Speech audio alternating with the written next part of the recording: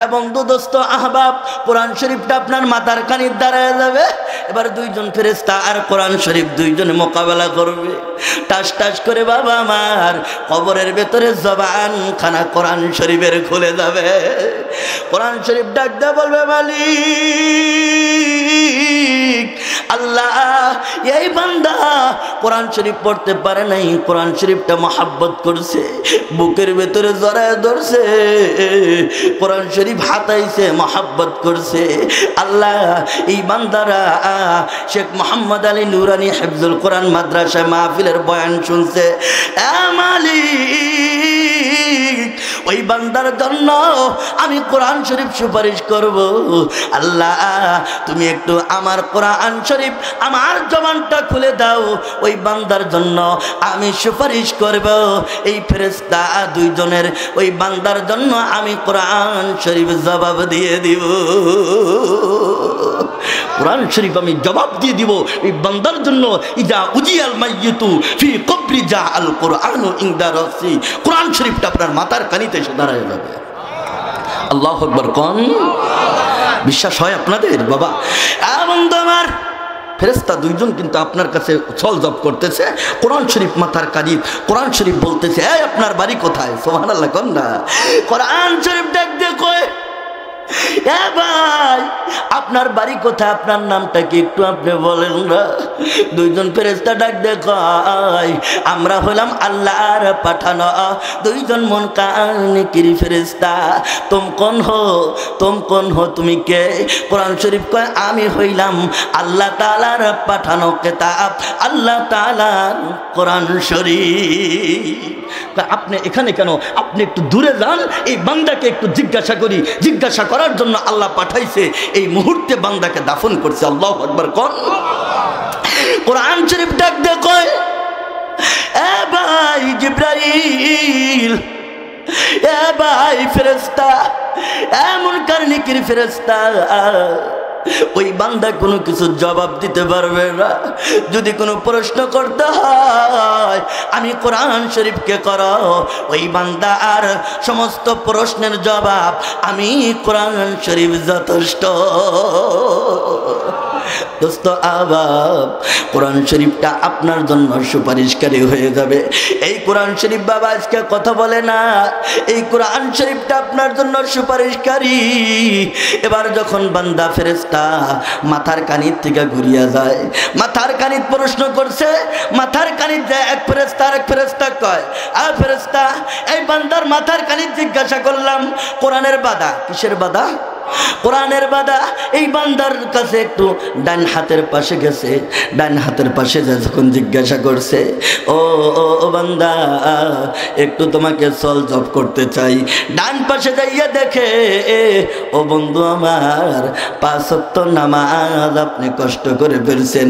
মুয়াজ্জিন যখন আযান শুরু করে দিছে, এ ভাইজানরা আমার, আপনি কষ্ট করে ওযু করিয়া শীতের মধ্যে ল্যাপটারে লাথি মেরে মসজিদে চলে গেছেন, নামাজটা আপনার জন্য সুপারিশকারী হয়ে গেছে।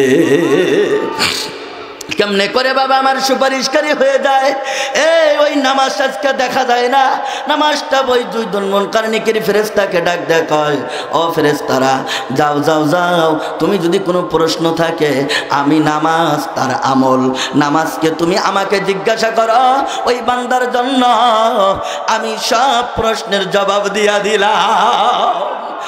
দোস্ত আহবাব, এইভাবে যখন বাম পাশে চলে যাবে, রমজানের রোজা বাঁধা দিবে, বান্দার কি করবে? বান্দার আর কোনো জায়গায় যাওয়া নাই।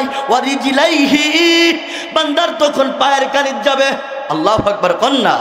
বান্দার পায়ের কানির যাবে। দুইজন ফেরেশতা আবার মাথার মধ্যে গেছে, কোরআনের বাধা ডান পাশে গেছে। বন্ধু আমার আর 5 ওয়াক্ত নামাজের বাধা, ডান পাশে 5 ওয়াক্ত নামাজের বাধা, বাম পাশে রমজানের রোজার বাধা। এবার যখন বান্দা ওয়ারিজিলাইহি পায়ের কানির যখন গেছে, পায়ের কানির যখন গেছে গো, আপনি কি করছেন? আপনি বাড়ির থেকে আপনি কদম ফালাইতে ফালাইতে আপনি মাহফিলে চলে চলে আসছেন, আপনি মসজিদে গেছেন, আপনি ছোট্ট ছোট্ট করে পাগুলি মসজিদে রাখছেন, আপনার একটা করে পাও ফালাইছেন, আমল নামার ভেতরে 10টা করে নেকি হয়ে গেছে। আপনার যখন 10টা করে নেকি হয়ে গেছে, আপনি কি করছেন বাবা? নেকি হওয়ার সঙ্গে সঙ্গে আপনার যখন আমল নামার ভেতরে নেকি হয়ে গেল, হয়ে যাওয়ার পরে বন্ধু আমার ওই নেকিগুলা আপনার ডাক দিয়ে বলবে, 2জন ফেরেশতা যখন পায়ের কাছে গেল, ছোট্ট ছোট্ট আমলগুলা বান্দাকে বলে, এ বান্দা, ফেরেশতা, আরে ফেরেশতা, শিগগির করে দেখ দেখ আমার বান্দা মাথার কানিত কোরআনের বাধা, পায়ের কানিত দেখে ছোট্ট ছোট্ট আমলের বাধা, যা যা যা। 2জন ফেরেশতা এবার আল্লাহর কাছে যা বলে, আল্লাহ রাব্বুল আলামিন, বান্দার কাছে গেলাম, বান্দা আর কোনো কিছু পাইলাম না, বান্দাকে জিজ্ঞাসা করার জন্য কোনো কিছু পাইলাম না, জিজ্ঞাসাও করতে পারলাম না। আমার আল্লাহ তাআলা বলে, ও ফেরেশতারা, তোরা সাক্ষী থাকিস। জামালপুর করে মামলা করতে গেলে সাক্ষীর প্রয়োজন হয়, শেরপুর করে মামলা করতে গেলে সাক্ষী লাগে, ময়মনসিংহ করে মামলা করতে গেলে সাক্ষী লাগে। ও যুবক ভাইরা, আমার আল্লাহ তাআলা কোরআনের ভেতরে বলেন, আর রহমানু আল্লামাল কুরআন,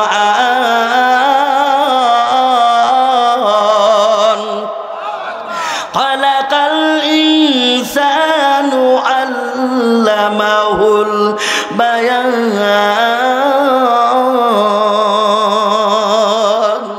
জোরে বলেন, কার কথা? আল্লাহর কথা। আল্লাহ বলে, ফেরেশতা, আমি হলাম দয়াবান, মেহেরবান, আমি আল্লাহকে বান্দাকে মাফ করে দিলাম, যা যা যা ওই বান্দাকে আমি আল্লাহ তাআলা বিনা হিসাবে মাফ করে দিলাম। কাদের কুদ রুতদারি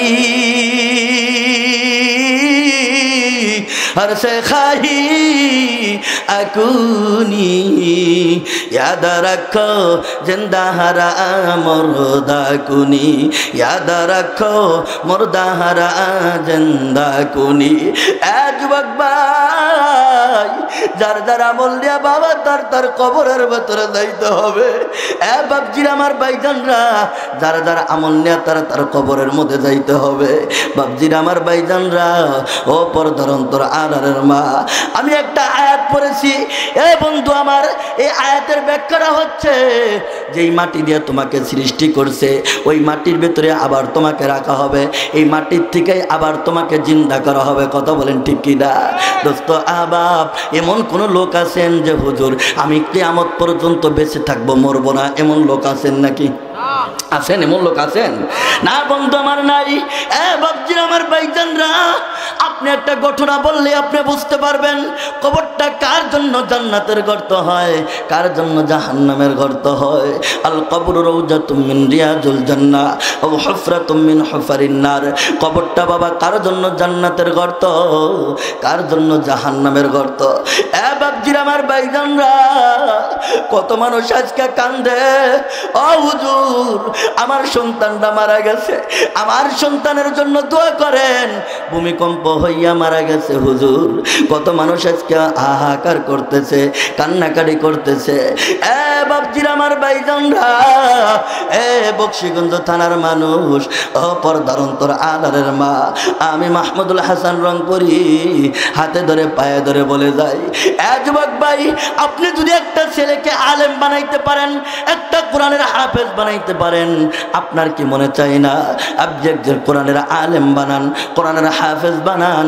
আমি মাহমুদুল হাসান রংপুরি, বন্ধু আমার, আপনি মরার পরে আপনার জানাজা যদি আমি পড়াই, আপনার জানাজা আমি পড়াইলে আল্লাহ কবুল করতেও পারে, নাও পারে, কিন্তু আপনার সন্তান যদি আপনার জানাজা পড়ায়, আল্লাহু আকবার বলেন, আপনার কবরের ভেতরে বন্ধু জানাজার যখন পড়াবে, কবরে নামাবে, এই ছেলের দোয়ার কারণে আল্লাহ আপনাকে জান্নাতি বানাইয়া দিবে।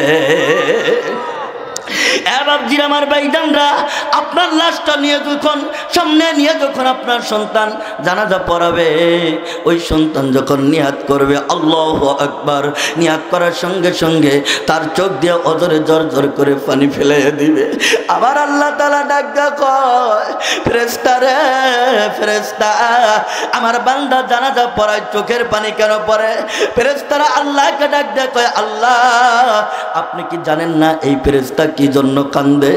এই লোকটা কি জন্য কান্দে? তার মায়ের লাশটা সম্মুখে নিছে, তার মায়ের লাশটা সম্মুখে, তার বাবার লাশটা সম্মুখে নিয়ে আজকে জানাজা পড়াচ্ছে, তার মনটা আজকে ভালো লাগে না।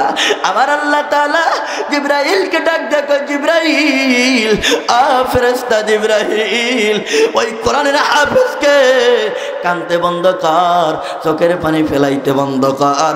আমি জানাজা পড়ানোর আগ মুহূর্তেই আমি জানাজা কবুল করিয়া, নামাজ কবুল করিয়া ওই সন্তানের জন্য উসিলা করে মা বাবার কবরের আযাব মাফ করে দিলাম। আল্লাহু আকবার।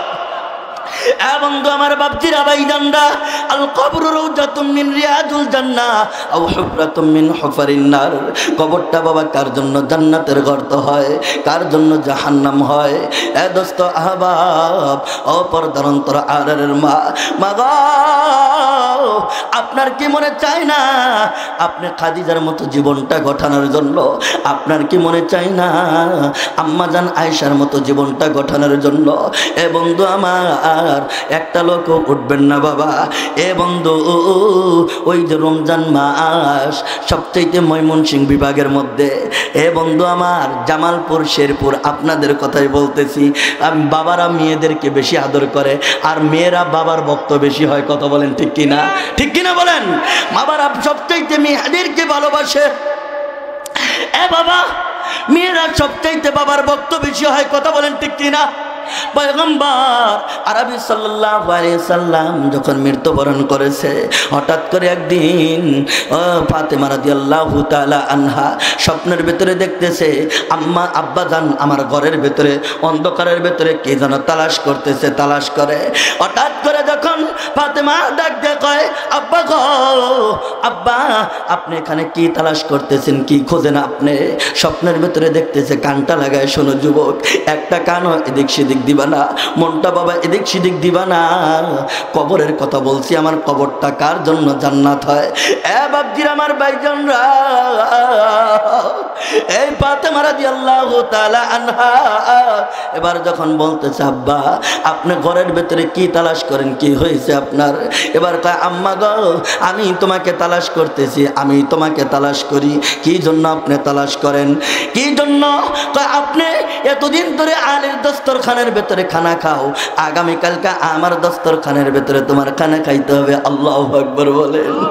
আম্মা জান আয়েশা আম্মা ফাতেমা রাদিয়াল্লাহু তাআলা আনহা ডাক দিয়ে বলতেছে, আমি স্বপ্নের ভেতরে যখন এটা দেখলাম, ফজরের যখন আজান হয়ে গেল, নামাজটা পড়লো, নামাজ পড়ার পরে যখন যার যার মতো কাজ করা শুরু করছে, কাজ করতেছে, এইদিকে দেখতেছে কাজ করে। এ ভাইজান আমার বাপজিরা, কাজ করে আর ফাতেমার চক্ষু দিয়া অজরে টপ টপ করে পানি পড়ে।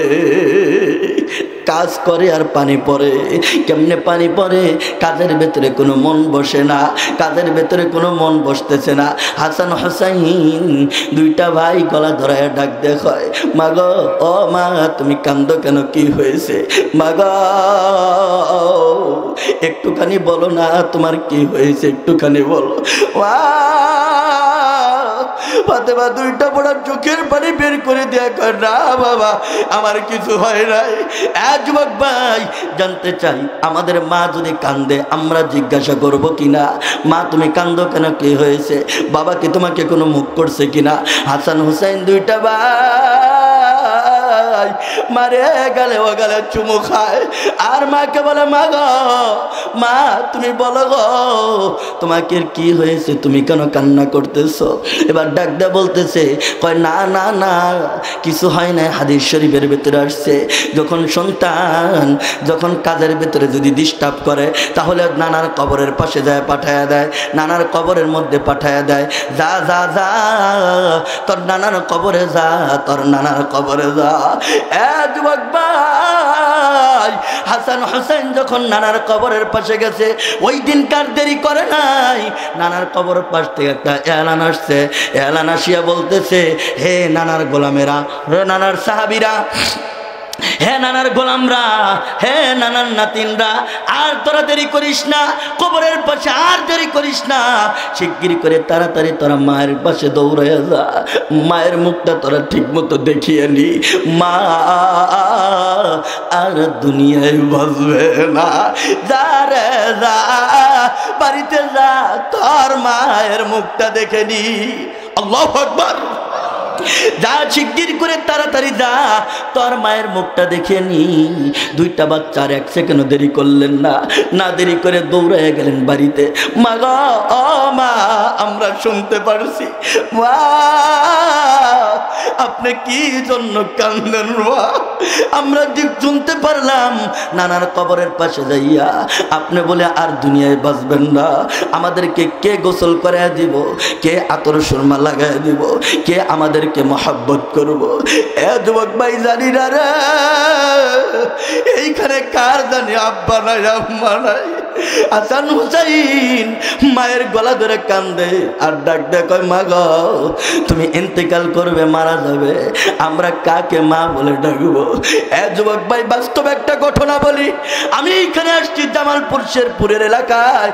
আমার মা আজকে বারবার ফোন করে আমাকে খবর নাই, বাবার কত দূর আছে, কত দূর যাইবা।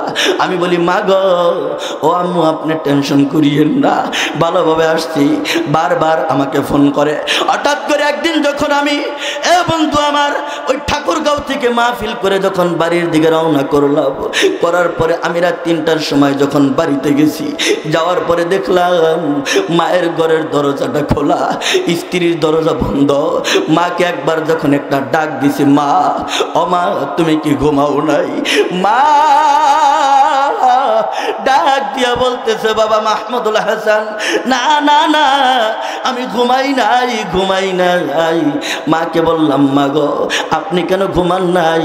আপনার কি হয়েছে, আপনি কেন ঘুমান না? মা ডাক দিয়ে কয়, বাবা, কারো সন্তান যদি বাড়ির বাহিরে থাকে, মায়ের চোখে ঘুম আসে না। কথা বলেন ঠিক কি না? কান্দে না কান্দে না যেন মা, কান্দে না কান্দে না যেন মা, ওরে মায়ের চোখে জড়লে পানি, মায়ের চোখে জড়লে পানি, আল্লাহর আরশ কাইফা যায়, কান্দে না যেন মা, কান্দে না যেন মা, সন্তানেরই জন্য মায়ে। বিবি, একবেলা খাবার জোগাইছি, 2 বেলা জোগাইতে পারি নাই। তোমাকে আমি ঠিক মতো কষ্ট দিছি, আমি সংসার করতে পারি নাই। না, তুমি মরতে পারো না। স্বামী আমার, টেনশন করবেন না, আমি আর দুনিয়ায় বলবো না। আমার 3টা ওসিয়ত। স্বামী গো, ও স্বামী আমার, আমি মৃত্যুবরণ করব, আপনার কাছে আমার একটা দাবি, দুনিয়ার লোককে কোনো এলান করবেন না, এলান করে কাউকে জানাবেন না। আমি, আপনারা 3 বাপ বেড়া, আমাকে দাফনের ব্যবস্থা করবেন। আল্লাহু আকবার। আপনি কোনো এলান করবেন না, কাউকে বলবেন না, কাউকে জানাবেন না। আপনারা 3 বাপ বেড়া আমাকে এলান করবেন। কেন ফাতেমা, এলান করব না কেন? তুমি নবীর মেয়ে, লক্ষ লক্ষ মানুষ হবে, তুমি কেন এলান করব না? কয়, না না না, আপনারা 2 জন আমাকে 3 জন মাটি দিবেন, কাফন দাফন করবেন, কোনো এলান করবেন না। তাই হয়ে গেল। যখন মৃত্যুবরণ করলো, অনেক বড় লম্বা ঘটনা বাবা আমার। মৃত্যুবরণ করার পরে বন্ধু ওসিয়ত করে গেছে, ওসিয়ত মানা ওয়াজিব, ওসিয়ত মানতে হবে। কিন্তু বন্ধু আমার, আপনাদের কাছে আমার প্রশ্ন জানা হয়েছে, কমপক্ষে খাতনির ভেতরে কয়জন লোকের প্রয়োজন? 4 জন লোকের প্রয়োজন। হাসান হোসাইন আছে, বাবা আছে, 3 জন লোক, আর 1 জন লোকের কোনো খবর নাই। এই লাশ নিয়ে সম্মুখে অপেক্ষাবান সুবহানাল্লাহ কোন না, লাশ নিয়ে অপেক্ষাবান কে আসবে এলান করতে না করছে। আল্লাহু আকবার জোরে কোন, আরো জোরে বলেন বাবা আল্লাহু আকবার। আল্লাহর নবীর শ্রেষ্ঠ সাহাবী, বয় বৃদ্ধ সাহাবী, আল্লাহর নবীর শ্রেষ্ঠ সাহাবী আবু যর গিফারী রাদিয়াল্লাহু তাআলা আনহু ওই রাত্রি বেলা ঘুমায় রইছে, পাহাড় পর্বতে ঘুমায় রইছে। আবু যরকে কে যেন এলান করে বলে, এ আবু যর শিগগির করে যা যা রে আবু যর যা, দেখিয়া আয় নবীর মেয়ে ফাতেমা ইন্তেকাল করছে। জীবনের গুনাহ যদি মুছতে চাস তাড়াতাড়ি শিগগির করে যা, ফাতেমা আর কাফন দাফনের ব্যবস্থা করে আয়, কবরে নামানোর ব্যবস্থা করে আয়। একজনের জন্য কবরে যাইতে পারতেছে না। আল্লাহু আকবার। এবার যখন আবু যর গিফারী রাদিয়াল্লাহু তাআলা আনহু এবার যখন বন্ধু আমার আসছে, গভীর রাত্রিতে আসছে, আসসালামু আলাইকুম ইয়া আলী। আলী বলে ওয়ালাইকুম ভাই আবু যর। আবু যর তুমি কেমনে এখানে আসলা? আমি তো কোনো এলান করি নাই, তুমি কিভাবে খবর পাইলা? আবু যর ডাক দিয়ে কয়, ভাই আলী, ভাই আলী, আমি জানতে পারলাম ভাই আমাকে কে যেন এলান করে বলতেছে। কে? আবু যর, আর ঘুমাস না রে আবু যর, ঘুমাস না, শিগগির করে যা যা, শিগগির করে তাড়াতাড়ি যা। তো নবীর মেয়ে ফাতেমা ইন্তেকাল করছে, তাড়াতাড়ি তোরা দাফন কাফনের ব্যবস্থা কর। ভাই আবু যর, তাই নাকি তুমি এই খবর পাইছো? কয় হ্যাঁ ভাই আলী। আলী তাড়াতাড়ি কয় তুমি তাড়াতাড়ি কাফন দাফন করো। কবরের পাশে নামানোর আগে কবরের মাটিকে উন্মোচন করে আবু যর কয়, আবু যর। আবু যর ডাক দিয়ে কয়, কবরের মাটিকে, কবর, কবরের মাটি কাকে রাখে যাইতেছি? তুমি জানো নাকি ইনি হলেন সমস্ত যুবক রমণীদের সর্দার হবে, তাকে কবরের মধ্যে রাখে যাইতেছি।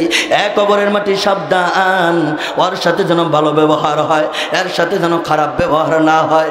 কবরের মাটি ডাক দেয়, কয় ও আবু যর, একবার না দুইবার না, চতুর্থবারের মাথায় কবর থেকে জবাব আসছে। আবু যর শুনিয়া রাখো, যারা যার আমল নিয়ে তার তার কবরে যাইতে হয়। এই কবর আমি একটা এমন একটা ঘর, এমন একটা সাপ বিচ্ছুর ঘর, আমি কবর এমন একটা ঘর, এমন একটা সাপ বিচ্ছুর ঘর, এমন কবরের ভেতরে যার ভালো আমল ভালো হবে, আমি কবর তার জন্য প্রশস্ত হইয়া সুপারিশ করে জান্নাতে পাঠাইয়া দিব। আবু যর জানিয়া রাখো, জানিয়া রাখো, এবং কবর আমি একটা ঘর। ওই আমি কোনো ফাতেমাকে চিনি না, আমি কোনো রাজা মন্ত্রী চিনি না, আমি রাজা বাদশা চিনি না, আমি চিনি একমাত্র আমলদার। কোটি টাকার মালিক দেখো অভাব হয় না দূর, গরিব গোমায় আরাম করে মনটা বাহাদুর। জোরে বলেন ঠিক কিনা? কোটি টাকার মালিক দেখো অভাব হয় না দূর, গরিব গোমায় আরাম করে মনটা বাহাদুর। ফেরাউনের লাশটা দেখো মিশর জাদুঘরে, হয় না মাটি পোকা মাকড় সবাই ঘৃণা করে। হৃদয়ে থাকিতে যার নম্রতা সদা, রহমত আসিবে সেটা গভীরতা। উঁচু জমিন থেকে পানি নিজ জমিনে যায়, তেমনি খোদার রহমত আসে নম্রতা হৃদয়। বকবিলাসের বাড়ি গাড়ি পরে রবে সব, থাকতে সময় স্মরণ করো আল্লাহ আমার রব। জোরে বলেন কে আমাদের রব? বাপজির আমার ভাইজানরা, জানি না রে এখানে কার মা নাই, কার বাবা নাই। আমি বলছি বন্ধু আমার, আজকে বাবার জন্য সন্তানের দোয়া কবুল, সন্তানের জন্য বাবার দোয়া কবুল। বন্ধু আমার, একটা লোক আপনি উঠবেন না। এই মাদ্রাসাকে মহাব্বত করেন কারা কারা? দুইটা হাত উঁচু করে আল্লাহকে দেখান। নারে তাকবীর, হাত আরো উঁচা করেন, আরো আরো উঁচা করেন, একটা লারা দেন। নারে তাকবীর, নারে তাকবীর। হাত নামান বন্ধু আমার, সবাই মহব্বত করেন, মাদ্রাসা আরো উন্নত হোক।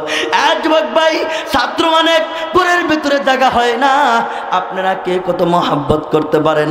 আমার পূর্ব ভাই আমার পূর্বে বয়ান করলেন মাওলানা শিহাবুদ্দিন শেরপুরি, সুন্দর একটা কোরআনের আয়াত বলছে, আপনি যদি নবীজিকে মহব্বত করতে পারেন, আপনি যদি নবীজিকে চান, আপনি যদি আল্লাহর জান্নাত চান, ফাত্তাবিউনি ইউহিব্বুকুমুল্লাহ ওয়া ইয়াগফির লাকুম যুনুবাকুম আল্লাহু গফুরুর রহিম। আল্লাহ বলেন তোরা যদি আমার জান্নাত চাস, পিছনের সমস্ত গুনাহ খাতাগুলি যদি মাফ করাইতে চাস, আমার পয়গম্বর নাই এই দুইটা রশি আপনাদের মাঝে রেখে যাবে। তারাকতু ফিকুম আমরাইন লান তাদিল্লু মা তামাসসাকতুম বিহিমা কিতাবাল্লাহি ওয়া সুন্নাত রাসূলিহি। এই নবীর সুন্নতের জায়গা হলো মাদ্রাসা, এবং তোমার এই মাদ্রাসাকে যদি মহব্বত করতে পারেন, মাদ্রাসাকে যদি আপনি দ্বীনের জন্য ভালোবাসতে পারেন, আবু আইয়ুব আনসারীর মতো যদি ভালোবাসতে পারেন। রাসূল আকরাম সাল্লাল্লাহু আলাইহি সাল্লাম কান্নার বিভোর হয়ে গেছে, কান্না করতেছে। হঠাৎ করে ওমর যায় বলতেছে, পয়গম্বর আপনি এমন করে কেন কান্দেন? কি হয়েছে আপনার কান্দিতেছেন কেন? বন্ধু আমার, একটা লোক উঠবেন না, আমি দেখতে চাই কোনটা লোককে মহাব্বত করেন মাদ্রাসাকে, কোনটা ব্যক্তি মহাব্বত করেন। যুবক ভাই, পয়গম্বর কান্দে, কি জন্য কান্দে কেউ জানে না। আবু যর ডাকতে বলতেছে মুহাম্মাদুর রাসূলুল্লাহ। ওমর ডাকতে বলতেছে, নবী আমার এমন করে আপনি আমলায় চিকুর পারেন কেন? আপনার কি মায়ের কথা মনে পড়ছে নাকি? কয় না না না। ওমর যায় বলতেছে, মুহাম্মাদুর রাসূলুল্লাহ ওগো নবী আপনি এমন করে কান্দেন কেন? কে হয়েছে? নবী আরো কান্দে, আরো কান্দে। উসমান ওমরকে ডাক দিয়ে বলতেছে, আবু বকরকে ডাক দিয়ে বলতেছে, তোমরা আমার চোখের পানি মুছতে পারবে না, আমার চোখের পানি তোমরা মুছতে পারবে না। আমার চোখের পানি যদি মুছতে হয়, আমার সাহাবী ওসমানকে ডাক দাও। আল্লাহু আকবার বলেন। ওসমান কোথায় আছো? ওসমান শিগগির করে দৌড়ায় আসো। ওসমান যখন দৌড়ায় আসছে বাবা, আসার পরে পয়গম্বরকে হাত বলে দেয়, নবী গো, ও নবী আপনি বলেন আপনি কি জন্য কান্দেন? নবী আমার কান্দে আর ডাক দেখায়, ওসমান রে ওসমান, ওসমান তোর অট্টালিকা সম্পত্তি আছে, তুই হইলি বড় লোক, আমার চোখের পানি কেউ মুছাইতে দিতে পারবে না। আবু আইয়ুব আনসারী দুইটা সন্তানকে রে ইহুদি কুটির মধ্যে বেঁধে রাখছে। আল্লাহু আকবার। ওসমান ইহুদির খেজুর গাছের মধ্যে কত খেজুর খাইতেছে ছেলে পেলেরা, কিন্তু তাদের কোনো বাদে রাখে না, তাদের কোনো বিচার হয় না। আমি জানতে পারলাম আবু আইয়ুব আনসারীর দুইটা ছেলে শিশু বাচ্চা ওই ইহুদির গাছের নিচে দুইজনে খেজুর খাইছে, খিদার তাড়নার কারণে 3 দিন ধরে অনাহার। ওসমান আমার চোখের পানি যদি তুই মুছাইয়া দিতে চাস, তাহলে আনসারীর দুইটা, আব্দুল্লাহ আনসারীর ছেলে দুইটাকে তুই ইহুদির কাছ থেকে ছাড়াইয়া। এমন করে যখন দৌড়ে গেছে, নবী আমার আপনি কান্দিয়েন না, আপনি কান্দিয়েন না, আমার জীবনের বিনিময় হইলেও আপনার চোখের পানি বন্ধ করব। আমি আনসারীর দুইটা ছেলেকে ছাড়াই আনতেছি। সুবহানাল্লাহ কোন না। হঠাৎ করে যখন এইভাবে দৌড়াইছে, ওসমান দৌড়াইছে, ওসমান রাদিয়াল্লাহু তাআলা আনহু দৌড়াইছে। দৌড়ানোর সঙ্গে সঙ্গে ইহুদিকে ডাক দিয়ে বলতেছে, ইহুদি ভাই এই দুইটা ছেলের কি অপরাধ? এই দুইটা ছেলেকে তুমি কি জন্য বাঁধিয়া রাখছো? আমার কোনো অপরাধ নাই, এই দুইটা ছেলে আমার খেজুর গাছের খেজুর খাইছে, দুইটা খেজুর খাইছে, এর জন্য তুমি এই ছেলে দুইটাকে বেঁধে রাখছো? কয় হা হা হা, এই জন্য আমি বাঁধিয়া রাখছি।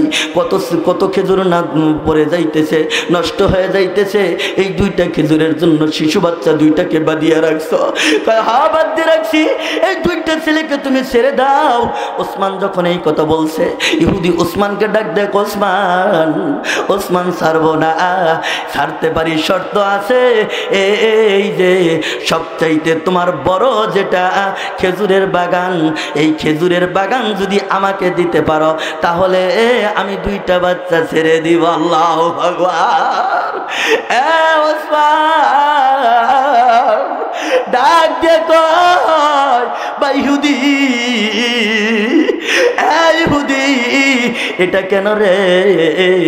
এর পরিবর্তে যদি তুমি 70টা খেজুরের বাগান চাও, আমি তারপরেও দিতে আমি রাজি আছি, কিন্তু নবীর চোখের পানি বদ্ধ করতে হবে।